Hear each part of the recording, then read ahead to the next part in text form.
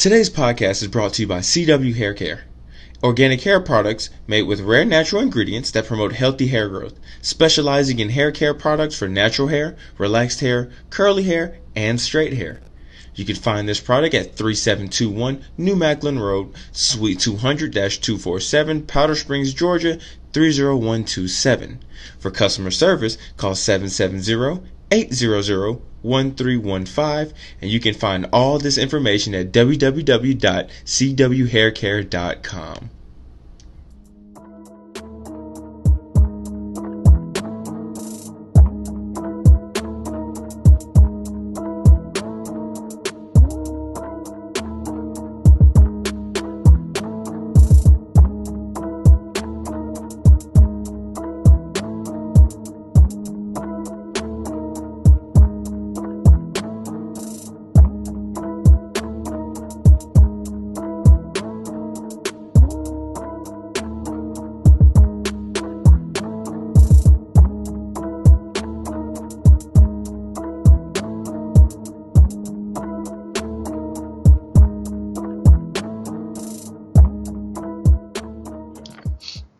Welcome back, everybody, to another episode of the KTG podcast. I'm here with my favorite female athlete, Miss Dominique Wilson. She's here today. What you getting into, like you entrepreneurship? You got your own business recently. I'm saying you starting up.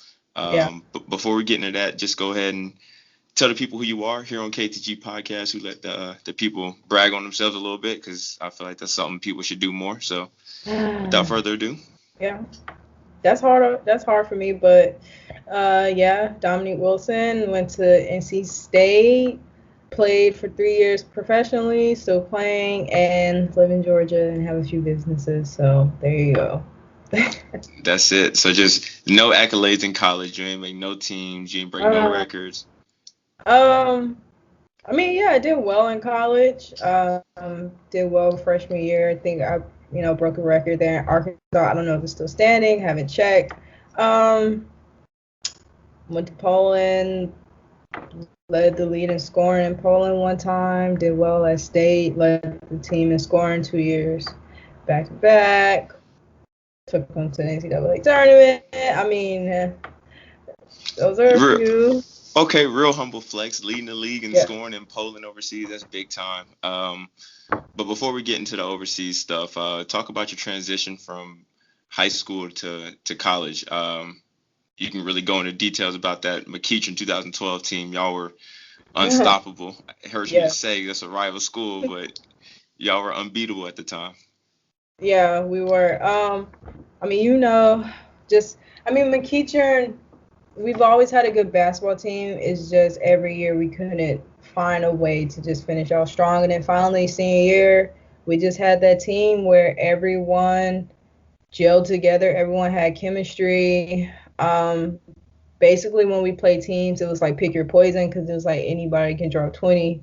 And we had like 7 people on our team like that. I think we had 7 to 8 people going to D1 college. So, that team was fun. It was very competitive. It wasn't perfect behind the scenes, but what team is. But I can say, like, we brought it together on the court, and no matter our differences, we all had one goal, which was to win, which we did, and just bring the first state championship to McEachern. That's what's up. Big time. So being a leader on a team that didn't lose a game going into college, what was your mindset when you got to Arkansas? Man, to win. And, unfortunately, I guess I was a little naive going into college.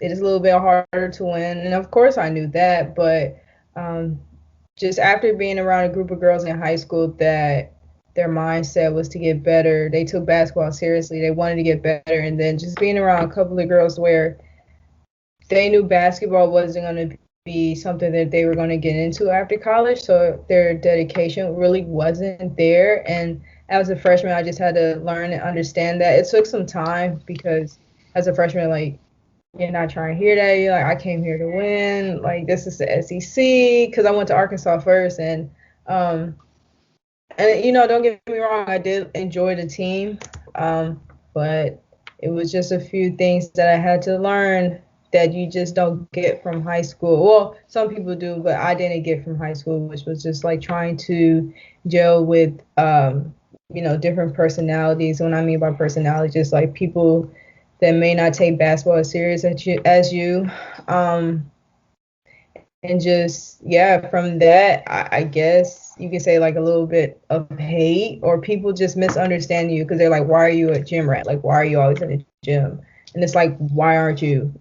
Exactly. You there to hoop. That's how I felt when I was in Right. school. Like, we Like, here to hoop. what? So it sounds like you got a lot of did a lot of learning at Arkansas. Um, Yes. not just on the court, but off the court. It sounds like you had you know what I'm saying, you got a lot of self-reflection. If you want to Hmm. kind of walk us through that a little bit. Right.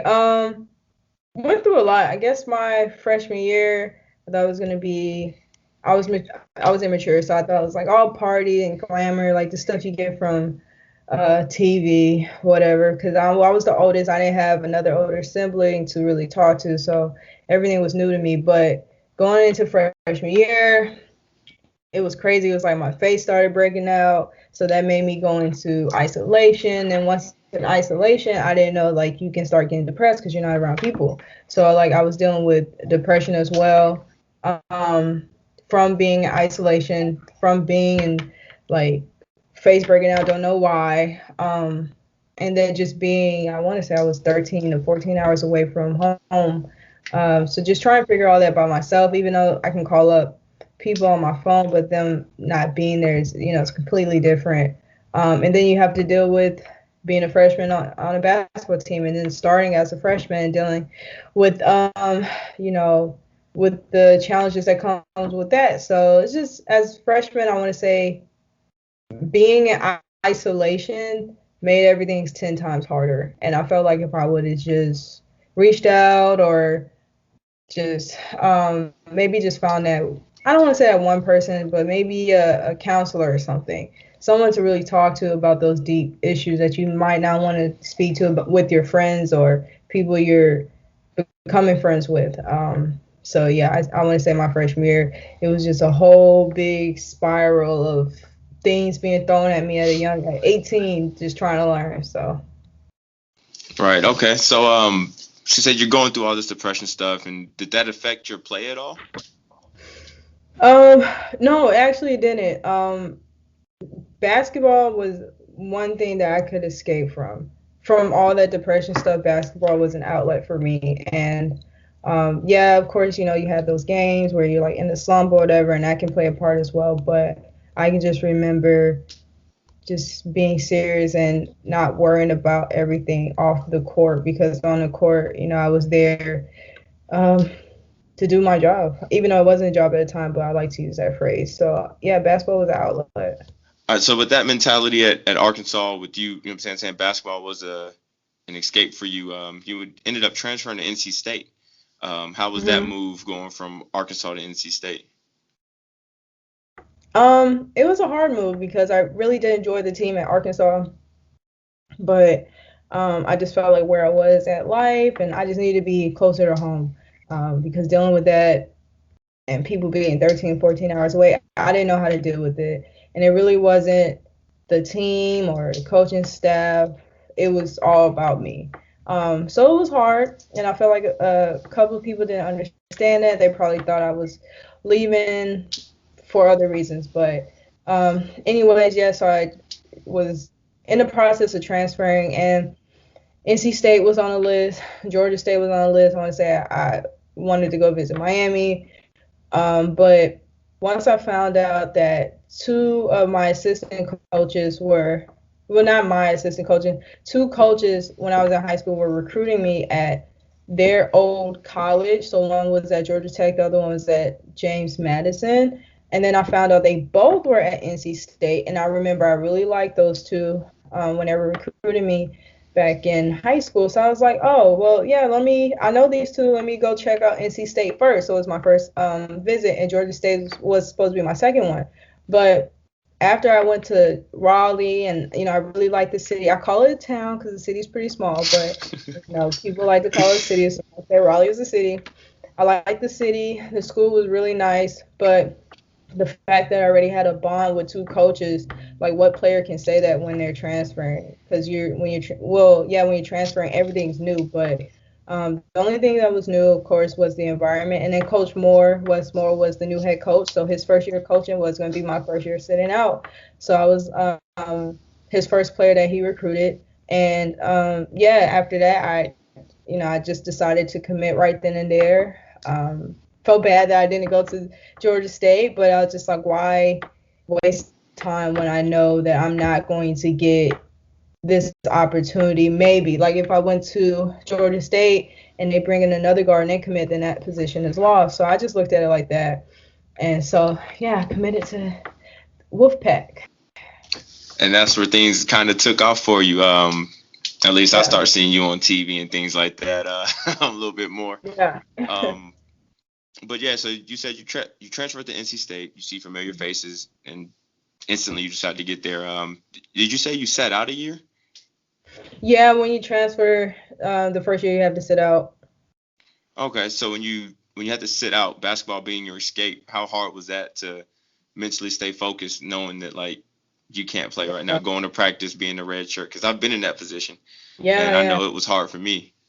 Yeah, it was super hard, but I just try to tell myself you can use this year to get better. So, and then you can also use this year to help the people that are going to be playing with you next year when you're eligible to get better as well. So, in practice, like I try to go hard to help them get better. When the coaches gave us a scouting report and told us to be, I was on the scouting team, of course, and told us to be like this player or whatever. So I'll try to act like that player. So when my teammates are in the game, they know what to expect. So I just I changed my mind as a role player. I guess everybody's a role player, but more as I'm here to help my team, not Dominique is about to play this Saturday, so let Dominique get ready. It's like, no, let me prepare myself for what they're about to face. So if this person shoots a lot of three, then this practice, all I'm going to do is shoot three so they can just prepare themselves. So that's kind of how I had to change my mindset, was just to help the team. But I really didn't want to play with those group of females because the seniors that year were amazing. They really competed. They were serious, and they went to NCAA tournament as well that year. So I did miss out, but I just try to make the best of it. So when you finally were able to get on the court, what changed? Like what meant what like yeah, what really changed? Like mentally, what clicked for you? Really just trying to revert back into being an active player. Also, I know I had to start my way back up because it was a couple girls that came back. So, the coach, he gave them chances, let them play, and I had to come off the bench the first half of the season. But even with that, it's like I came off the bench and I think I was like the second leading scorer.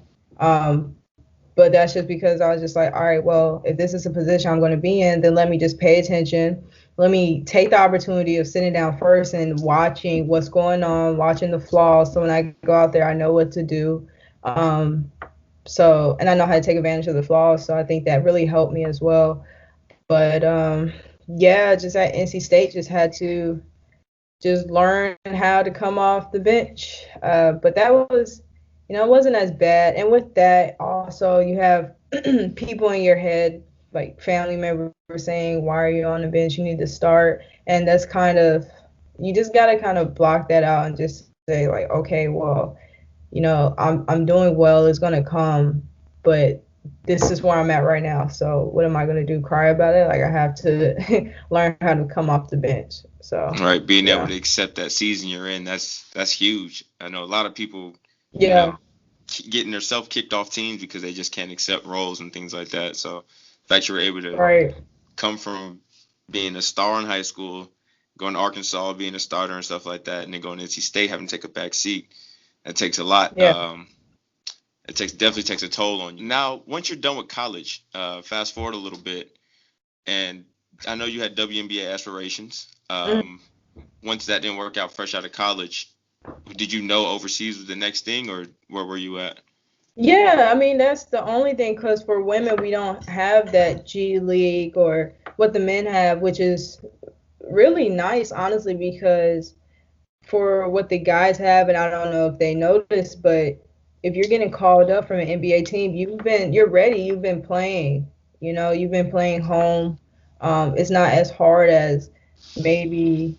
And then for the women, the overseas season and WNBA is not at the same time. So when they're calling up a female, they're calling up somebody that's been just training in the gym and trying to make the best out of her situation. It's not like she's been on the G League team playing on an organized team and playing against 5-on-5, like she would be in the WNBA. So, yeah, so overseas was really my only option. Which is And it's not bad absurd. because It's absurd. It yeah, blows my mind that like there's no G League for WNBA. There's exactly. not enough Nope. teams that It's that no G League. They're not expanding the league, so it's just like what the hell are y'all doing? But exactly. because there's a lot of female athletes in the United States, so not just talking about athletes as a whole around the world, but in the United States is a large group of us, and but it's only 12 team, 8 to 12 players on a roster and no G League team, so it's crazy. But I have faith in the WNBA and where women basketball is going, but also with the overseas thing, you still have WNBA players that are still playing overseas just so they can make a living, and they make more overseas. So hopefully that gets better as well. Yeah, for sure. I mean, with my semi-pro coach, he always says to me like, "Why are you trying to go overseas? You could stay here and play, not leave." And I'm like, "Well, if they Right. paying, like, I'm gonna go. It's that simple. They're Right. paying a little bit more." Um, so yeah, I personally think that at WNBA, I mean, they definitely take steps in the right direction, but they could definitely definitely open up more teams in different states and different cities and stuff like that, and incorporate a Right. G League team because women like you sitting at home, that should not be happening. I'm sorry. Yeah. Yeah. So now you're overseas. Was it Sweden or Poland first? It was actually a 2-week tournament in Angola, Africa, and then from there I went to Sweden. Okay. How did you like Africa for those 2 weeks? It was actually great. I didn't know what to expect, but it was an amazing experience. The crowd was really great. They were in tune with the game. I remember it was really loud. People brought drums. It was an amazing environment. So I enjoyed it, man. I really did. Shout out to Angola, Africa. So earlier you mentioned you were 13, 14 hours away from home, and you struggled with that a little bit, and now you're in Africa. Did you have those same struggles, or you just kind of you knew what to expect almost? I knew what to expect, and then I matured. So 13, 14 hours away when I was 18. At first, it wasn't bad, and I don't think it would have been bad if I didn't go through everything I went through. But as I got older, I didn't go through like the breakup around my face. I started to see a counselor at NC State that helped me with the depression. So everything was great, and I was able to take on being all the way on the other side of the world in Africa and whatever else was thrown at me. So I enjoyed it. That's what's up. All right, so now you said Sweden was next, right? Yes. How was that transition? Because I mean, culturally, Africa and Sweden, two different types of people. Yes. Every food is different. Everything's different. Yeah. How did you make that transition smooth? Actually, Sweden was actually nice. Like that is the cleanest country I've ever been to, like or ever seen. It was like hardly no trash on the floor. The water was really clean. The food was great and healthy. The stadium where we played at was, really big, and we shared it with the guys who I think won it all that year. So they were really good, and the organization as a whole was very organized and professional, and we had a lot of access to the gym, and they had like a shooting machine, so it was actually a nice experience because you don't really get that most of the time when you go overseas. Like every other team I've been to didn't have no shooting machine. So it's That's like, crazy. yeah, It blows my mind. exactly, so I enjoyed it. That's all right. So in Sweden, you said you had the shooting machine, you had access to a gym. Is that Mhm. where you felt yourself kind of like getting better, knowing that you can make it to the next level and things like that? Yeah, for sure. I felt like in the 2-week tournament in Angola, Africa, I played against some great players and played against players that were there in the WNBA also. And I just felt like I stepped into like a pro mode because it's like you leave from college, you still, you're in that rookie season, so you're trying to figure everything out. But once I played there, I felt like a pro, and yeah, it was just better from that. I just kept getting better and knowing what to expect. So now you've made that transition to Poland. You already said you already got into that pro mode, and earlier you said in Poland you led the lead in scoring. Talk about that a little bit. That was honestly, I want to say I shot myself because I didn't know I was leading the league in scoring until my coach, like in practice, was like talking about the people that were really doing well in the league and who we need to stop. And he was like, "We have a guard that's leading the league in scoring." And I was like, "You gotta keep it cool in practice." But in my head, I was like, "What? Am I really like what?" I didn't know that. I was just playing. Um, so, and I'm the type of player is like I don't want to know because then now I'm gonna be focused on maintaining that. But no, I did well. I stayed consistent and I maintained it. And Poland, honestly, is a really great league. So a lot of WNBA players play over there. So it was great. Again, just another opportunity where I got to excel as a basketball player and just become better. Yeah, more in shape because it was I had to play a lot, but yeah, I enjoyed it. So I love how humble you are about leading the lead in scoring. It's like a big accomplishment. Not a lot of people can go to another country or really in any semi-pro league, anything like that, just be able to lead a league. But yeah, your humbleness, that's dope. That's real dope. yeah, thank you. Yeah, um, got to stay humble. so after Poland, you came back home and you got picked up by the Las Vegas Aces in the training camp. Yeah, Talk about that experience a little bit. What were your emotions like? You know what I'm saying? Getting that phone call saying, "Hey, we want you to come to Vegas." man. Honestly, shout out to my agent Eric because coming back home, I was home for like I want to say I was home for almost a month, and I didn't hear anything. I was like, dang, like I gotta keep grinding, blah blah blah. And then he just told me he was like, yeah, Las Vegas Aces, they want you to come to training camp, and I was excited because one of my AAU teammates, Dearica, was already on there. But when I got to training camp, she still was overseas, but it was just a crazy experience. I guess just to say, like, they will let you know real quick if you are like you weren't drafted. Like I remember Bill telling me all the time, like he sees potential in me doing well, but you weren't drafted. Like you have to do this and that, yada yada yada. And just the fact of being in an environment where everyone is good and just sitting there like, how in the world can you stand out? As a player because legit everyone is good. Like of course you have your stars already that are already signed the contract. They're going to be on the team already, so they're set. But having a training camp contract and being with other players that have a training camp contract, just trying to learn how to stand out. So yeah, I was just going through that, just trying to figure it out. But at the end of the day, I was super grateful that someone noticed the work that I was putting in, that someone gave me a shot. And it was Bill Lambier, and I will forever be grateful for him for that, even though like I didn't make the team. But it just showed, and it just proved to me that my work is actually going somewhere. Like I'm not wasting my time. Like somebody saw me, so it's whatever. But at the end of the day, um, I just went back home. I mean, I was happy with myself. I felt like I played well. But still, just look back on it as like you didn't make the team, so it was something that you didn't do that you need to get better at. And I just looked at it like that. Which is crazy because I know me, if I got that shot and I didn't make it, I would have been down on myself, like not even thinking the fact that like, wait a minute, like I'm getting like they looking at me, like someone Yeah. sees my work. That's really cool that you were able to just see the positive things and really continue to work. I mean, I've been in the gym with you recently, And when I tell y'all, she is probably one of the toughest Oh females. my God.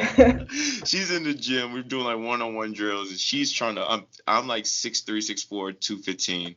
She's in there trying to body me in the I really, yeah, girl. pose, trying not backing down, not doing anything. But no, I mean, like you said, that's what you need to work on, or you want to work on bullying, trying to bully bigger people, and you know what I'm saying, getting shots off quicker on taller defenders. Um, Yeah. so like you said, you took away from why you didn't make the team, and you're adding it to your game.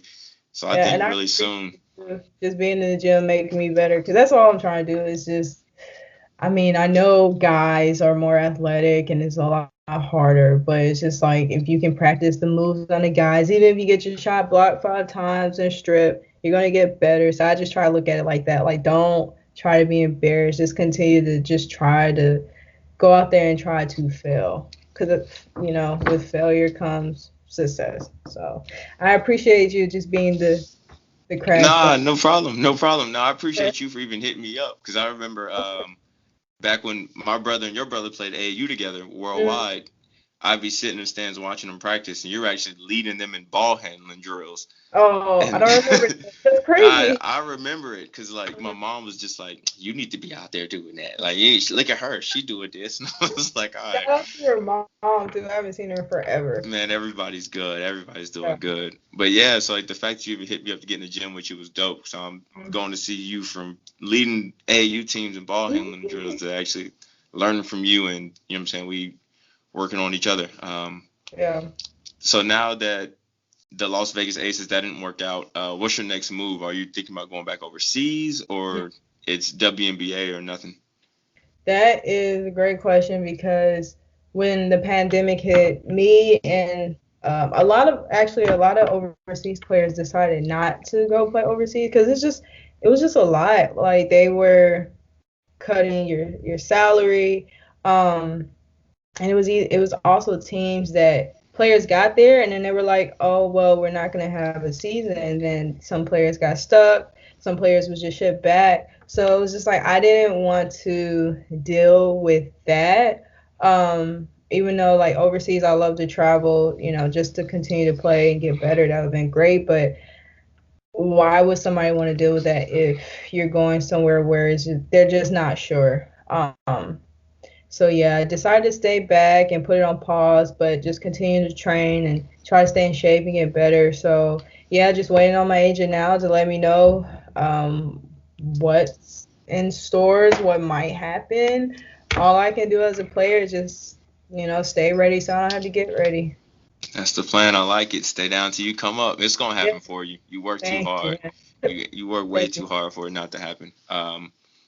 So before I let you go, I definitely want to get some advice from you.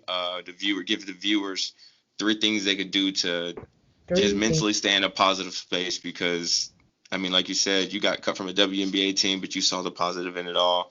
You Yeah. transferred to NC State, saw the positive in that. So definitely give the people 3 things that they can add to their book or things like that. Yeah, well, you said the first one, just seeing the positive and everything, not being hard on yourself because life is already hard as it is, and you don't want to. I mean, you're in control of yourself. Like you want to be your number one fan. So as long as you can just try to laugh at everything, even though you may want to cry, which please do cry, let it out. But after you're done crying, just sit back and look at the pros and cons and everything. Like, okay, this happened, but look at the good that came out of it. Second, I'll say meditate. Just trying to give yourself at least 20 minutes a day. Just have that space to relax your mind, your body, your soul.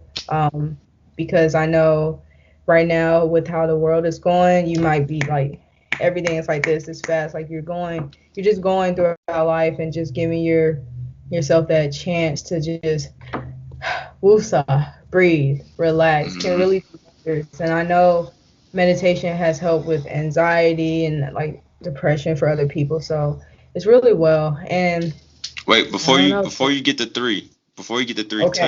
touch on meditation a little bit more because we Okay. talked about it in the gym with AJ, and Yeah. I asked you, I was like, I don't know how to meditate. and I have been trying it, and it works. So listen to her. Like, meditation actually works when she broke it down to me. So same way you broke it down to me, let the people hear it. I don't remember how I broke it down to you, but I'll just say with meditation, you want to be in a quiet space. You can have music, high vibrational music, you don't want to meditate and try and calm your mind from listening to trap music. Like, that's not gonna help. That's not gonna work out. You want to have high vibrational music. You can type that in YouTube if you don't know where to find it, or there's certain apps. Let's see, and then you want to do, like, as a starter, you want to take 20 minutes a day. If you want to split it up, you can do 10 minutes in the morning, 10 minutes at night. I suggest in the morning, as soon as you wake up, before you eat, before you drink, before you even look at your phone or messages, just take that first 10 minutes that you wake up in your day and give it to yourself by just meditating and preparing yourself for that day. And then at night, before you go to sleep, 10 minutes at night, meditate. That would definitely help. So, and breathe. Breathe in, try to hold it for 5 seconds, breathe out for 4 if that helps, or just take a deep breath over and over again. So, yeah. Oh, and I also want to say, like, if you're starting out, it's going to be hard. Your mind is going to wander off of ridiculous thoughts, like just the most random thoughts ever are going to come into your mind. But just know that's part of the process. And if you just keep going, you'll get better at meditating. All right. And number 3. What would the third piece of advice you would like to give us? I don't know.